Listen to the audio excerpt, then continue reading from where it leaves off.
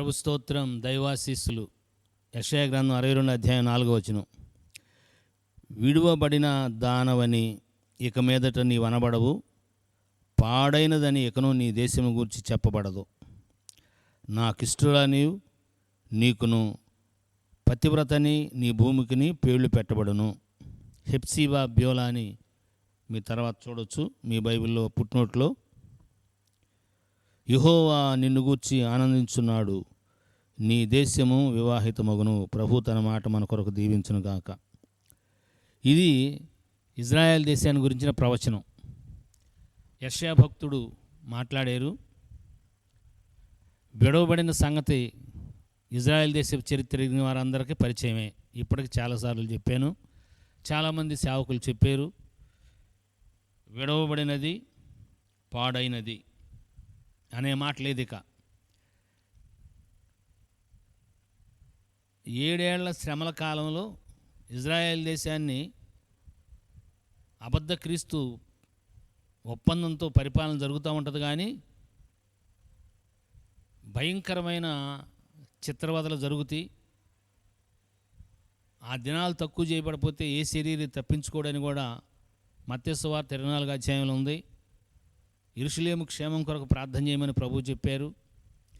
ఆ సంభవం తప్పిస్తే, 7 ఏళ్ల శ్రమల కాలం సంభవం తప్పిస్తే, ఇప్పుడు ఆ తర్వాత 1000 ఏళ్ల పరిపాలనలో ఈ వాగ్దాన పరిపూర్ణత మనం చూస్తాం.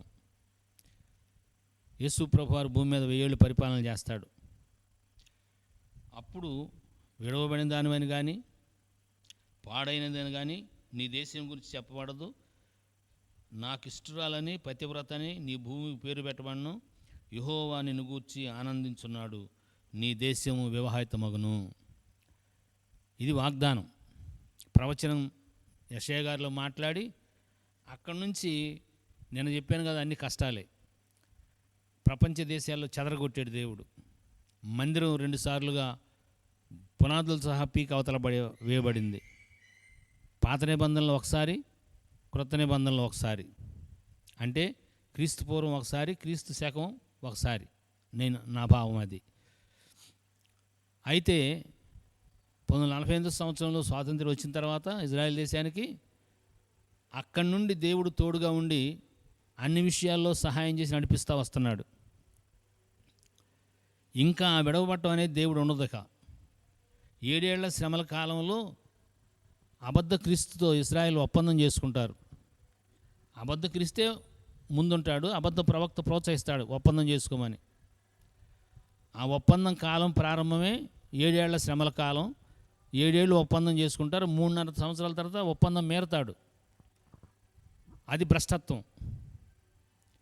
ఈ కాలం తప్పించిన తర్వాత ఇప్పుడు కాలంలోనూ ఆ 7 ఏళ్ళు తప్పిస్తే అక్కడి నుండి శ్రమ 1000 ఏళ్ల పరిపాలనలో ఈ వాగ్దాన పరిపూర్ణత నెరవేర్చబడద్ది.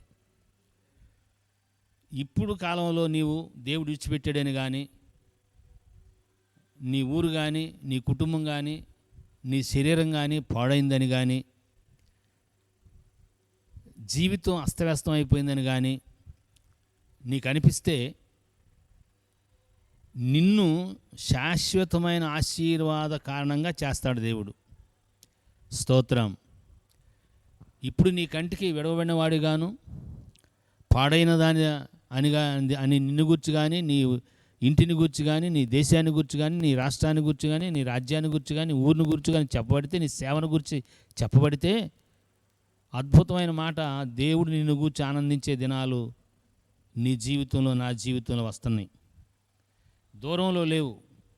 సేవకులు ఇట్లాగే చెబుతారు, అయ్యా ఇది ఇప్పుడే దేవుడు కార్యం చేస్తున్నాడు, ఇప్పుడే దేవుడు. ఆ మాట మీరు ఇప్పుడే విన్నారన్న అనమాట.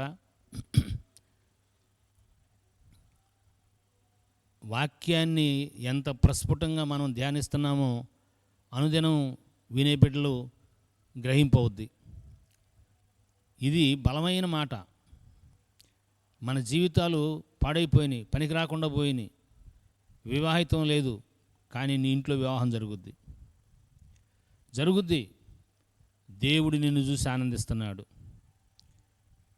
ఇది నమ్మటం వలన, దాన్ని అనుసరించి నడుచుకోవటం వలన, నిరీక్షణ ఉంచటం వలన, ఇది నీ జీవితాల్లో దేవుడు సాక్షార్థంగా ప్రత్యక్షపరుస్తాడు.